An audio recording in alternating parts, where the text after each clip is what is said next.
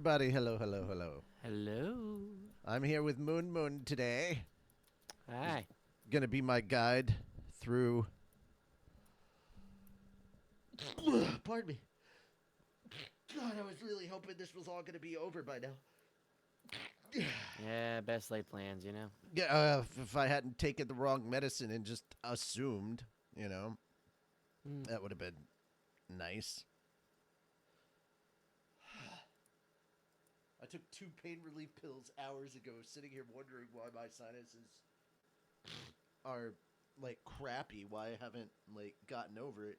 And it turns out it's because I didn't take my allergy meds like I thought I had. Because I'm an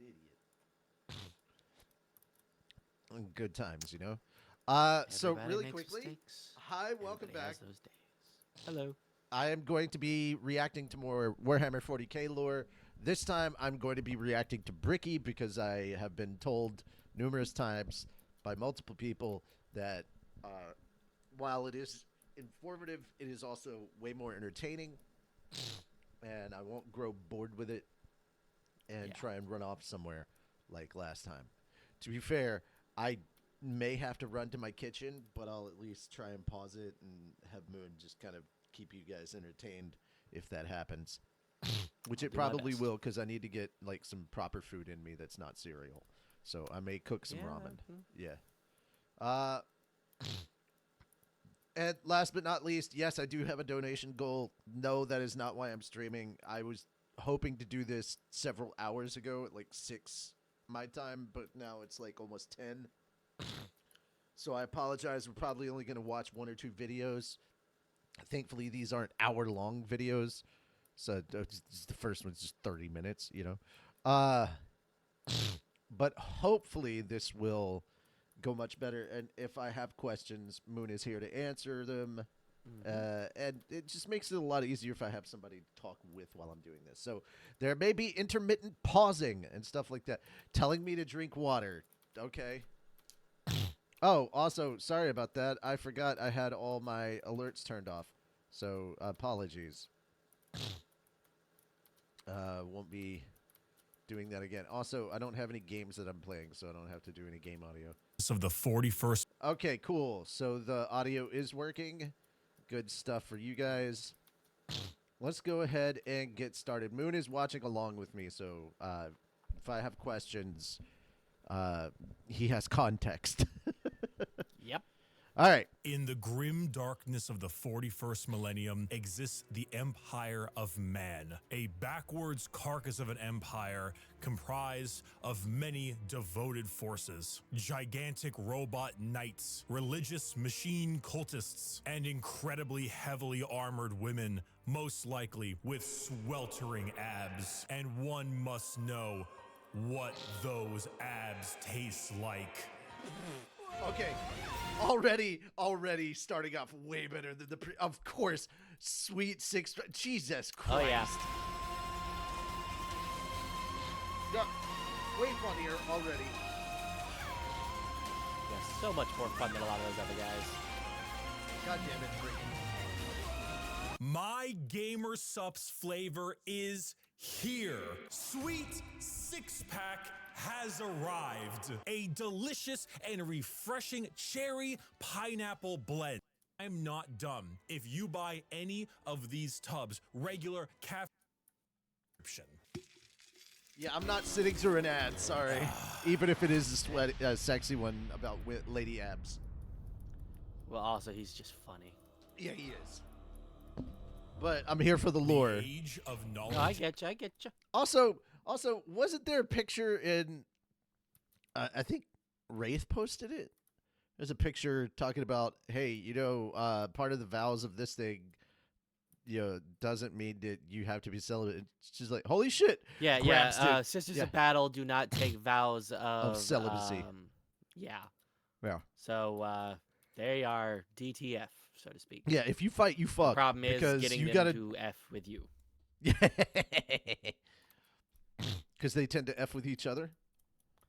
No, they're too busy fucking fighting Xenos and praising the Emperor. Okay, cool. And enlightenment has ended. The age of darkness has begun. I at least have some context on that. Roughly 60 million years ago, there existed aliens. And these aliens lived short, painful lives. They belonged to radiation-stricken worlds and often died of various cancers before the age of 30. These aliens, the Necron tier, looked up to the stars and found extreme beings of real power. Beings with the ability to create life. The Old Ones of the galaxy. They asked these Old Ones for help. Please cure us of our ailments. To which the Old Ones said, piss off. So the Necron tier gathered together and did the sensible thing. They declared war upon these old beings and were promptly beaten into the dirt back to their short, painful lives. In the world of Warhammer, there is a hell. This hell is not like you and I know it. It's more of an afterlife, a place where dead souls end up. This place has many names: the Empyrean, the Sea of Souls, the Immaterium, and the Ether. But mostly, we just call it the Warp.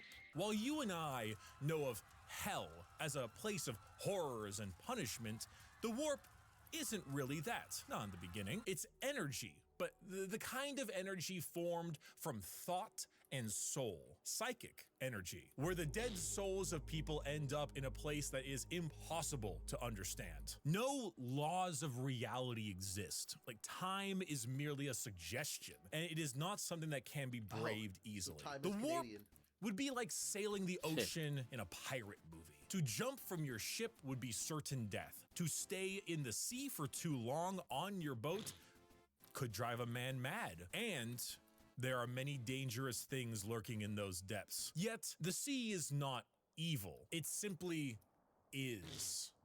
Mostly. There are more malevolent beings in those waters. Areas that you do not sail towards. He's talking about my grandson! He's talking about Cthulhu! Sorry. This would be known as the Realm of Chaos. The Realm of Chaos exists in the Warp as a special area led by 3 Chaos gods. The Realm of Chaos, you say? Yep. So Chaos technically is not necessarily a realm, more of simply a faction. I mean, but calling it itself. I mean, regardless, the Realm of Chaos within the Warp. Typical Saturday night. Come on, Chaos. Come on. Typical Saturday night. I'm not saying everything. I'm not saying everything that is there is like not scary or anything. I'm just like, typical drunken Saturday night is chaos. We're just feeding the gods of chaos. That's all I'm saying. Typical drunken Saturday night. You know, it is what it is. Well, depending on what you're doing on that Saturday night, you could be feeding one of potentially 2 or 3 gods. So that would depend. I'm okay. That's a little different from my Saturday night. I'm usually feeding pigs. Yeah, one or 12 bodies to pigs. Not to gods. So wait, what did you do to those bodies? That is important. So we don't need to get hung up on the details. Okay? Oh, but the details are what makes it important, because that's how you determine which god actually got those souls. Look, I'm just saying. There's no such thing as rape in this instance, because if they're headless, they can't say no. Slanesh. Skull fucking. Slanesh. Guys, for the Twitch mods, for the purposes of this conversation, this is a joke. I don't mean any of it. Also, to the FBI that's listening in, you can't prove that was me. Porn. All these AI voice things happening nowadays. You can't prove nothing nowadays. Yeah, right? It's all fake news. And slaughter, with a pile of skulls taken in his name. Tzeentch, god of change, mystery, and deceit, a confusing paradox of lies, schemes, and sorceries. And Nurgle, god of rot, pestilence, and Genshin impact. All So now I know who I have to pray to when I'm doing my 50-50. I have to pray to Nurgle. Yep. Go get someone sick out there. in the end, and Grandfather Nurgle is waiting for you with open arms. These gods ruled their respective realm in the warp, sending their many followers against each other in the great game to be the most powerful of all the gods. So the warp exists. Hell is real, parallel to our galaxy, with the realm of chaos and its gods fighting for control. But there are also gods of real space, gods of the normal world too. They're called Catan, and they eat stars. You think God stays in heaven because he too lives in fear of what he's created? These star gods saw the plight of our poor Necron tier and how the old ones cast them aside and said, you know what? You guys want immortality? Oh, we will make it happen. We are the gods of the tangible, of real space. We can give you a cure. So then they ate all their souls. Yep. And turned them into robotic automaton, feasting on their souls and leaving a hollow shell of an intelligence left that is technically immortal. With the Now, I did get this in the last lore video. It was just way less interesting. power of an entire species' souls, they turned their new robotic slaves on the old ones and hunted them to extinction. The Necron tier, now the soulless, undying Necrons, Wait, encoding overloaded. What? Oh, okay. got their wish at the price of their souls. But we can count the number of kind gods on an amputated hand. With time, the selfish, Wait, hold on. the What? number of kind gods on an amputated hand. Rogel Dorn. Okay.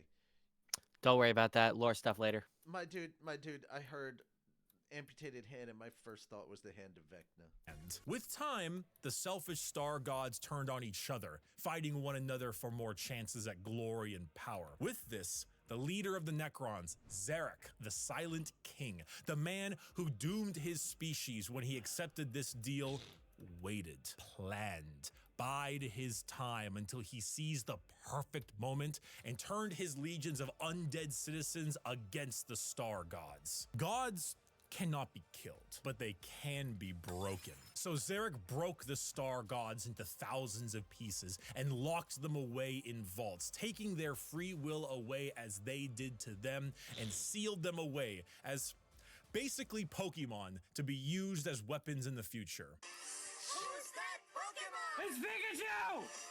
It's the Void Dragon. Zarek then, with his perfect memory, exiled himself for his sins, flying out to the darkness between galaxies to atone for what he had done.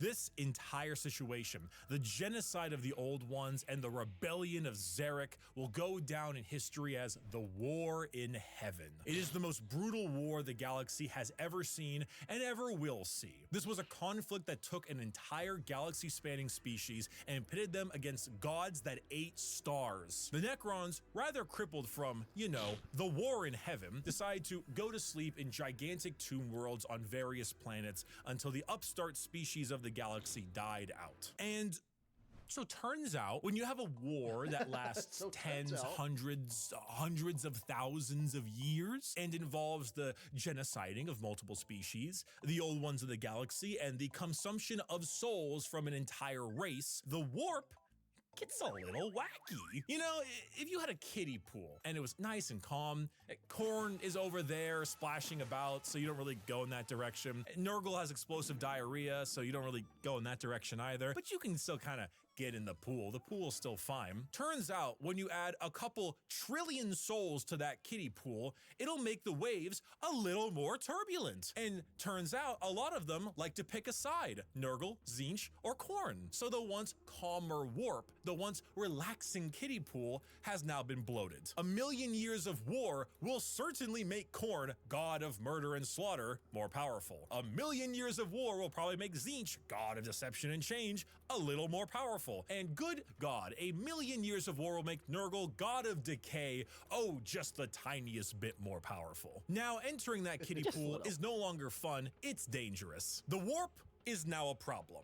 Hell is resembling hell a lot closer to what we imagined it originally. The Sea of Souls and the Realm of Chaos are now intertwined. So who else to brave the galaxy than a species that won't need to deal with that?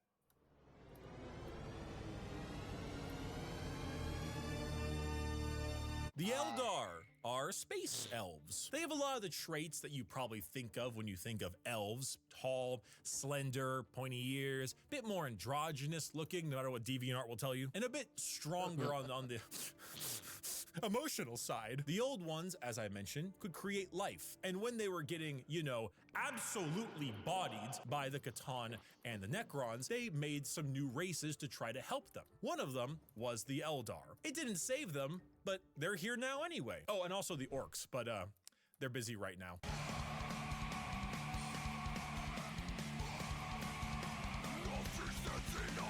The Eldar are a particularly psychically powerful race, so they were really adept at being able to handle the new turbulent warp of chaos and good at killing Necrons, hence why they went to sleep. Being psychically gifted is basically like being a wizard, but you get your wizard powers from hell. This is called being a psyker. And basically, if you want to do cool wizard shit like lightning from your hands or reading someone's mind, you can do that, but you siphon the energy to do that from the warp. Luckily, the Eldar are very good at handling this without too many negative effects because, you know, summoning power from the Sea of Souls with the new Chaos friends can be a bit of an issue. But Eldar are pretty good at it. And you see, what's really cool and also awful about Warhammer is that most developed species travel long, faster than light distances by going through that warp. They create a tear in reality to unreality and move through it. Faster than light travel? Cringe. We go through hell itself to deliver your packages. For those of you who play Minecraft, you know how the Nether is like a pocket dimension? So moving 10 spaces in the Nether is actually moving something like 1,000 in the real world. That's basically what warp travel is. Just much like in the Nether, there are a lot of things that want to kill you. The Eldar found a way to do so in between realities. Not regular reality, not the warp, something else. A purgatory of sorts. A fabricated psychic realm that allowed them to travel without fearing the negative effects of the warp. The Eldar were the perfect fit for the new galaxy, and they took it with open arms and pointy ears. Now, if I'm remembering right, these are the guys that created the next deity. Just, warp, yep, right? yep. Just give The him a Dark minute. Elves? Yeah, yeah. He's getting there. He's getting there. I'm remembering some stuff. The empire of the Eldar spread everywhere, and it spread all the way until now, the 21st century. That's right, while you were watching NPC streams on TikTok, the space elves were ruling the galaxy, and they did so for quite a long period of time. The 21st century came and went. Humanity grew and grew, all under the nose of their We don't elf know what we overlords. did. At this time, humans Did you miss orcs? Yeah, Amy, you kind of did. advanced. Your classics. We haven't gotten No, to the Amy, orcs you in this didn't. video. We just This had, is like, a just the moment with beginning. orcs. You We had have a not moment missed with the orcs. orcs. Sci-fi style way. We Had a began brief to moment, expand, but not enough. colonize our solar system, terraformed our planets, created new and more powerful machines and starships. The age of Terra, also known as Earth, but we call it Terra here, was here and existed That's because it's the Earth's original name. Who would name a planet Dirt? between the 21st century all the way until the 15th millennia. Not much is known about this time. Not much needs to be known. Humanity grew up, sought the stars. It's classic. Then came the years between 15,000 and 25,000, the age of technology, or to some, the dark age of technology. This is when humanity reached a new apex of technological understanding. When you think of sci-fi, there's a lot of things you can think of. Star Trek, maybe Star Wars style. You can go cyberpunk dystopian. The age of technology was deep sci-fi, like a scientific prowess that fringed on magic. This is also when the first ever psychers began showing up in humanity. Individuals with the genetic mutation to be able to access the warp and then, because of that, travel through it. Humanity was no longer constricted to their early ways of travel. With warp travel, they could go anywhere in the galaxy. They equipped ships with gigantic AI machines, with everything you would ever need to know about mankind, and sent them out on colony ships to expand their influence across the galaxy. And this was truly the golden age of humanity. And with every golden age, there is a fall. While the new human upstarts of the galaxy were reaching new levels of technology and prowess, Love the that we're talking about Eldar Berserk were for a second. engaging in Debauchery! debauchery! What God damn it. happens when a species has everything? You can produce unlimited food out of nothing. Your need for farmers and workers, gone. You have dominated the stars and have created a fast travel system that doesn't rely on the dangers of the warp. You have nothing else to do. You have no struggles, no problems, and feel as if there is nowhere else to go. Well, you begin to experiment. The Eldar started harmless enough. You know, you take a serious interest in your species' culture, your arts, paintings, poems, plays. These are Eldar, elves, remember? Their emotions are heightened, more powerful than us humans. So your plays get louder. They start to push on the limits of your hearing ability. Your music becomes different, more deranged. It pushes the boundaries of what is art. The visual spectacle of art becomes more bizarre, more delusional, more eccentric. And let's not forget a very important sense. Touch. Pornography is one thing. Brothels is another. What if they all mixed? What if your brothels were part of your art and music? And what if those became more deranged? The boundaries of debauchery were not just met, but shattered. Next thing you know, murder is commonplace and often mixed with the art, music, and sex. Pain is a common byproduct of entertainment. Whatever sensation you can have must be increased, must be enhanced, must be taken to the limits. The Eldar Empire slipped into a nightmarish realm of debauchery and excess, with the worst of it taking place in a city in the Webway, a black market for these kinds of heinous acts known as Kamara. Some Eldar saw the writing on the wall, saw what was happening to their species and how far they had slipped. So they boarded continent-sized starships called craft worlds and left their empire, seeking a more enlightened, calmer existence among their peers. Some, those in Kamara, pushed it to even greater heights, relishing the pain and torment they inflicted on those around them. All during this, the warp, the yin to the yang of the world, was fed by these emotions, by the psychic power of the Eldar, by the here we souls go. taken in these depraved acts on a galactic scale. And just like that, Eldar ended. Slaanesh, the fourth chaos god, was birthed into existence and consumed the souls of 90% of the Eldar population. Those that fled were spared the worst of it, and those in the Webway and Kamara were able to stave off the pull of Slaanesh so long as they continued to commit horrid acts of torture and violence. But for the majority of the Eldar, their empire died with Slaanesh's birth. The new fourth chaos god, she who thirsts, the god of unspeakable excess of pleasure, pain, hedonism, and perfection, had been born. With the fall of the Eldar Empire came the ruin of humanity. Slaanesh's birth sent storms in the warp across the galaxy,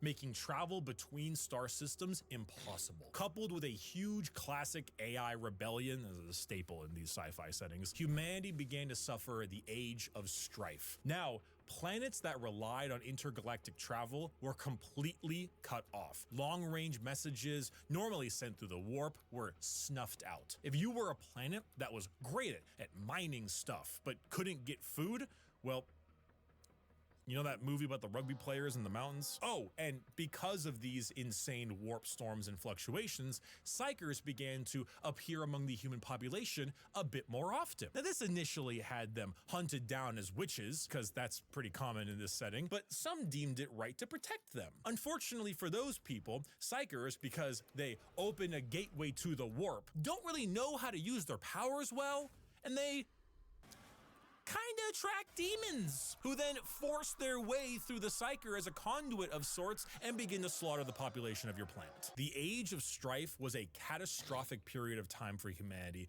and set back their progress tenfold over the not one, not two, but 5,000 year period. During this time, the age of humanity that we know began to form. Worlds equipped with large mechs for agriculture began to equip them with weapons to defend from alien and demonic invaders. Over 5,000 years, this became a custom and tradition, dubbing them as Night Worlds, a feudal society of honor-bound knights in gigantic robots that uphold the chivalric code to defend their worlds and honor. A group of individuals on Mars, after radioactively bombing their planet to become inhospitable to human life, ran their entire lives underground on the few life support systems keeping them alive. Those technicians who could work on the machines and keep them operational were revered, and over 5,000 years went from skilled members of society to full-blown priests. The cult Mechanicus, or tech priests of Mars, formed in the ashes of the Red Planet with a religious fervor and doctrine on the cult of the machine god. And on Earth, or Terra, techno-barbarian tribes waged war across the planet in a Mad Max style of blood and gore, until finally, a mysterious man who lived in the shadows of Terra for millennia finally revealed himself to the populace. His name was the Emperor. He deemed himself the Emperor of mankind. Where did he come from? I don't know. Why is he 10 feet tall and the most powerful psyker of all of mankind? I don't know. Why is he Ask Cotton Eye Joe. basically immortal? I don't know. Where'd Cotton Eye Joe go? Who knows? But There you he's go. here. And he isn't happy I with wasn't the all of only you ripping up Hold Terra. on, I gotta Go. Who? And I don't know. Why is he basically immortal? I don't know. Where'd Cotton Eye Joe go? Who knows? But he's here, and he isn't happy with all of you ripping up Terra. So he began the Unification Wars, where he and a very early version of the famous Space Marines, the Thunder Warriors, reunited Terra under a single banner.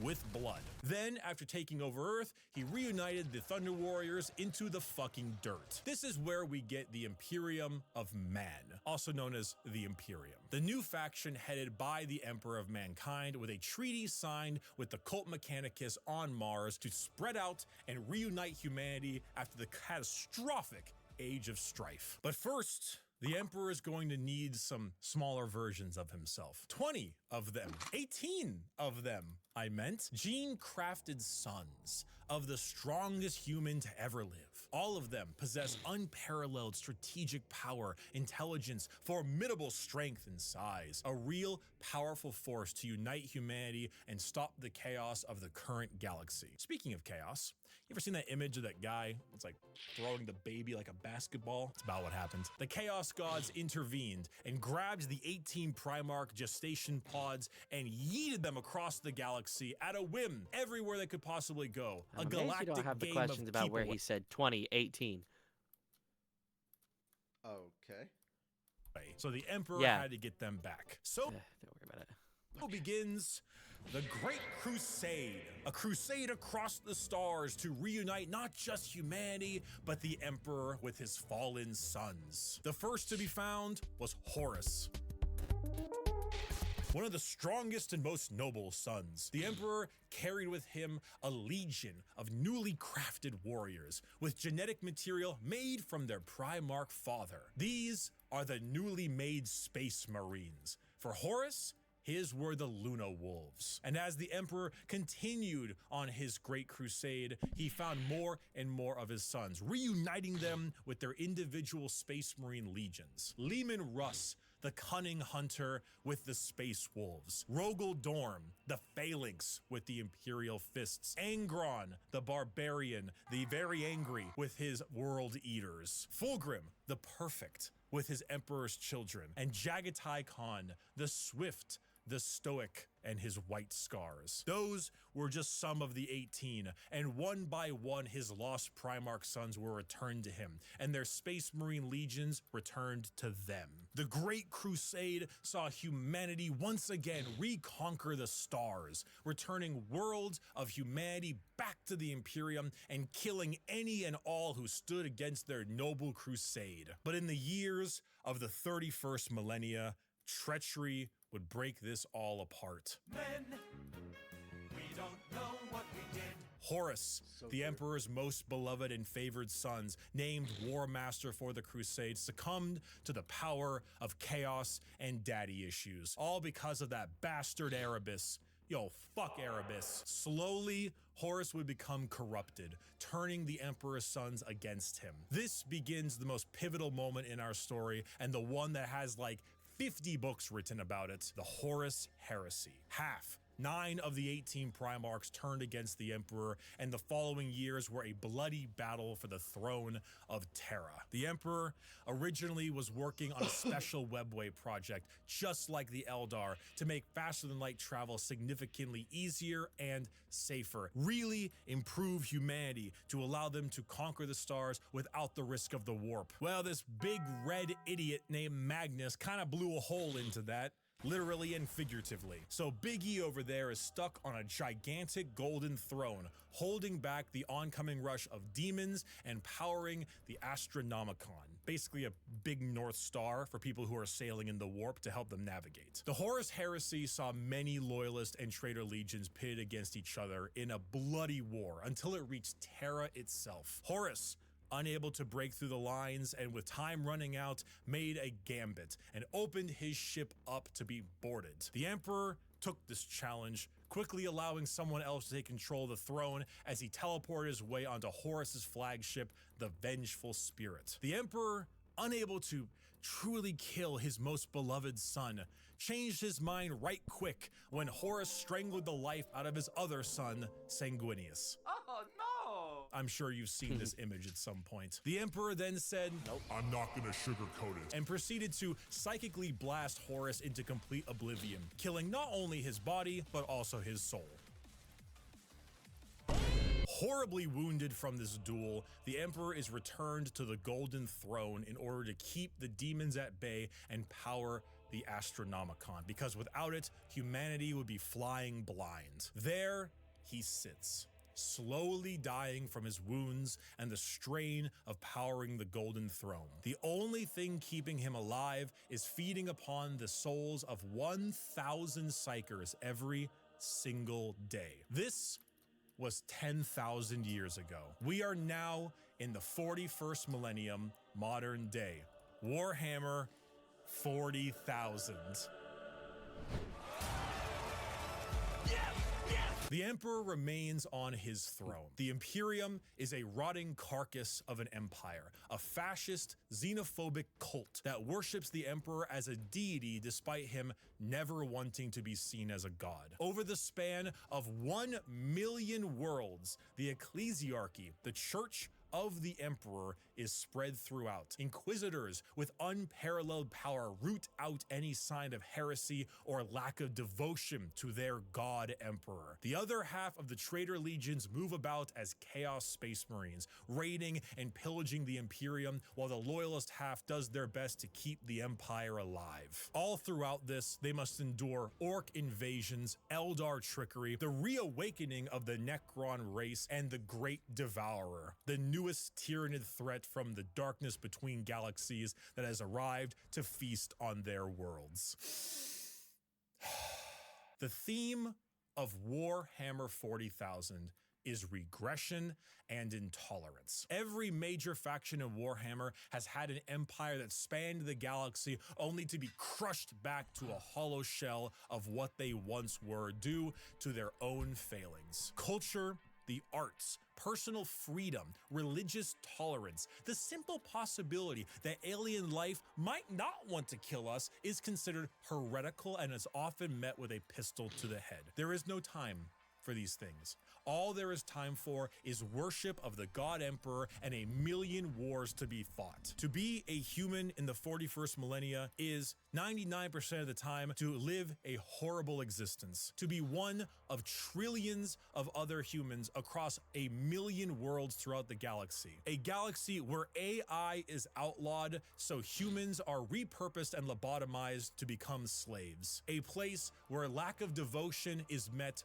with death. And if you even have devotion, there is a good chance the threats to the galaxy, chaos, and aliens will kill you anyway. Warhammer is a world where you revel in being bad. There are protagonists, there are antagonists, but every faction is some shade of evil. Because playing the bad guys is always more fun. And my friend, you have a selection. So pick up that las gun soldier. You and the other 3 million men and women in this single deployment on this single world in this single battle will now show them the might of the God Emperor. That weapon in your hands has killed 99% of the alien populations in this galaxy. Unfortunately for you, soldier, you're fighting the final 1%. May the Emperor be with us. Glory to the first man to die, for in the grim darkness of the far future,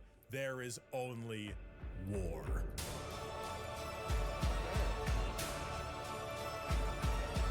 Yeah, that was far more entertaining. Oh yeah. Far more entertaining. That being said, I'm sorry to cut this short, but the allergy pills are finally kicking in, and my body wants a nap. That's gonna be something. I gotcha. Happy gas mask noises. Oh no. Oh no. I will be back next week, probably at a better time, and hopefully with not as many sinus issues, so we can actually get through this at a decent pace. Fair. We'll see what Yeah. I'm doing next weekend because I work. Yeah. I mean, I'll try and see if I can get you on, but I realize that this actually helps me a lot more, just whether I'm watching it solo or not. I may have questions, but for the most part, he went over everything that I'd already previously seen, but in a more condensed and fun way. Exactly. Yeah. All right, guys, that's going to be it from me for a bit. Remember, I will be back with more gaming stuff later. And, of course, if you want to help me get my AC fixed, there is the donation link right there. Or that's the donation gold. The link is below. If you want to help me out with that, I appreciate it. Until next time, I'll see you guys later. And thank you, Moon Moon, for coming by and hanging out with me for this. Yeah, it was a good time. It was a good time. Yeah. All right. Bye-bye. Bye.